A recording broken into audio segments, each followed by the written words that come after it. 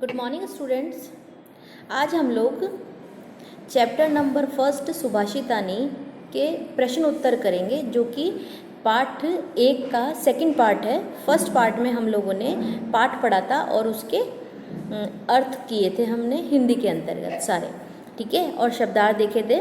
तो इसी प्रकार से जो इसका क्वेश्चन नंबर फर्स्ट और सेकंड है, जो क्वेश्चन नंबर 1 और 2 है, उन दोनों में उच्चारण से संबंधित प्रश्न है, उसमें विद्यार्थियों से उच्चारण करवाया जाता है। जो क्वेश्चन नंबर 3 है वो है प्रश्नानाम उत्तराणि एक पदेन लिखत। प्रश्नों के उत्तरों को एक पद यानी कि एक शब्द में आंसर देने हैं। इसका क्वेश्चन नंबर 1 है व्यसनिनः किम नश्यति। क्वेश्चन नंबर क्या है? व्यसनिनः किम नश्यति, व्यसनी का क्या नष्ट होता है? विद्या फलम, विद्या का फल नष्ट होता है, ठीक है। क्वेश्चन नंबर 6 है कस्य यशः नश्यति, कस्य यशः नश्यति, तो इसका आंसर होगा लुब्धस्य। किसका यश नष्ट होता है? लुब्धस्य, लुब्धस्य यानी लोभी का, जो लालची होता है उसका। उसी प्रकार इसका देखिए क्वेश्चन नंबर ग, मधुमक्षिका किम जनयति। मधुमक्षिका जो होती है वो क्या उत्पन्न करती है? तो मधुमक्षिका माधुर्यम जनयति। मधु सूक्त रसम के सृजंती। क्वेश्चन नंबर घ है मधु सूक्त रसम के सृजंती, तो इसका हो जाएगा मधुर सूक्त रस यानी मधुर सूक्तियाँ, अच्छी बातें कौन बोलते हैं?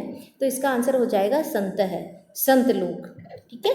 फिर देखिए क्वेश्चन नंबर लास्ट है, रहने वाला क्वेश्चन है आर्थिनः केभ्य विमुखा न यान्ति। आर्थिनः केभ्य विमुखा न यान्ति, याचक जो होते हैं कभी भी विमुख नहीं जाते हैं, किनसे? महिरूहेभ्य, महिरूहेभ्य यानी कि पेड़ों से कभी भी क्या करते हैं? वो बिना किसी चीज़ के नहीं जाते हैं। इसी प्रकार से अब जो क्वेश्चन नंबर 4 है वो देखिए अधोलिखित तद्भव शब्दानाम कृते पाठा चित्वा संस्कृत पदानि लिखत। अधोलिखित यानी कि जो इसके नीचे लिखे हुए हैं तद्भव शब्दों के पाठ से चयन करके संस्कृत शब्द लिखने हैं। हिंदी में हमें शब्द दिए हैं, उनके संस्कृत शब्द जो हैं वो पाठ के अंदर से हमें ढूंढकर लिखने हैं। तो क्वेश्चन नंबर फर्स्ट है, ये देखिए कड़वा। कड़वा का अर्थ होता है कटुकम यानी कि कड़वा। कटुकम, कड़वा का मतलब होता है कटुकम, संस्कृत में हम उसे कटुकम कहेंगे। उसी तरह से है पूंछ। पूंछ होता है जो जानवरों की होती है पूंछ, तो वो है ये, ठीक है, पूंछ। इसी तरह से देखिए लोभी। लोभी का अर्थ होता है संस्कृत में लुब्ध है, लोभी से मतलब होगा लुब्ध है। इसी प्रकार मधुमक्खी को संस्कृत में कहेंगे मधुमक्षिका, ठीक है। फिर आएगा लास्ट में तिनका, तिनका को बोलेंगे तृणम, ठीक है। अब देखिए नेक्स्ट क्वेश्चन देखिए इसका क्वेश्चन नंबर 6 है रेखांकित पदों के आधार पर प्रश्न निर्माण करना है। रेखांकित पद हैं उनके आधार पर हमें प्रश्न निर्माण करना है। गुणा गुणगेषु गुणा भवन्ति।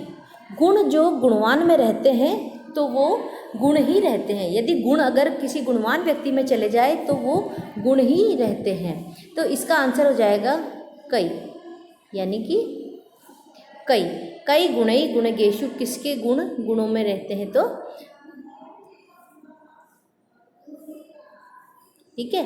क्वेश्चन नंबर 2 देखिए नद्ये सुस्वादु तोया भवन्ति।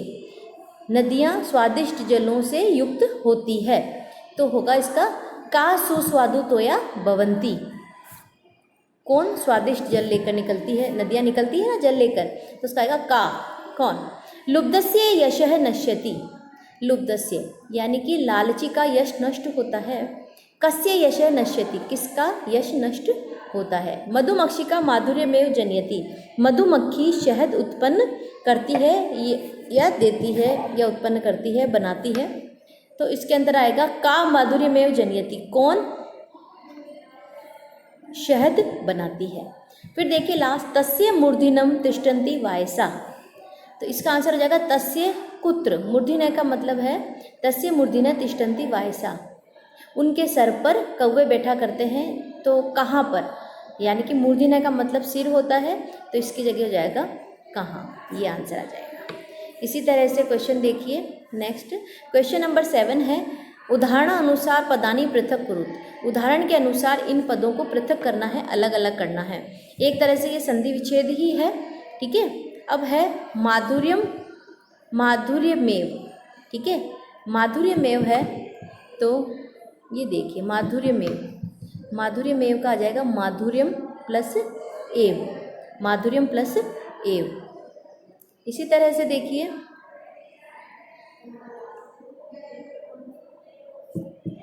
ये देखिए अल्पमेव, फिर देखिए आप अल्पमेव, अल्पमेव, अल्पमेव का हो जाएगा अल्पम प्लस एव। इसी तरह से सर्वमेव, इसका हो जाएगा सर्वम प्लस एव। इसी तरह से दैवमेव, दैवमेव, ठीक है, देवम प्लस एव। इसी तरह से महात्मना मुक्ति, इसका आगा महात्मा नाम उक्ति। फिर है विपदावेव, तो विपदाम प्लस आदव प्लस एव। ये जब भी हम संधि विच्छेद करेंगे, जब भी हमारी व्याकरण की क्लास होगी तो उसके अंतर्गत हम लोग संस्कृत के संधि विच्छेद करेंगे। संधि विच्छेद के अंतर्गत हम लोग संधियाँ पढ़ते हैं। संधियाँ 3 प्रकार की होती है, ठीक है, संधियाँ 3 प्रकार की होती है, स्वर संधि, व्यंजन संधि और विसर्ग संधि। तो स्वर संधि के अंदर स्वर से संबंधित से अनार से लेके अणह तक आते हैं, और उसी तरह से व्यंजन संधि के अंदर हल संधि कहा जाता है व्यंजन संधि को, ठीक है, और लास्ट में आती है विसर्ग संधि। संस्कृत के अंतर्गत जो 2 डॉट लगते हैं उन्हें ही हम क्या कहते हैं, विसर्ग कहते हैं, ठीक है।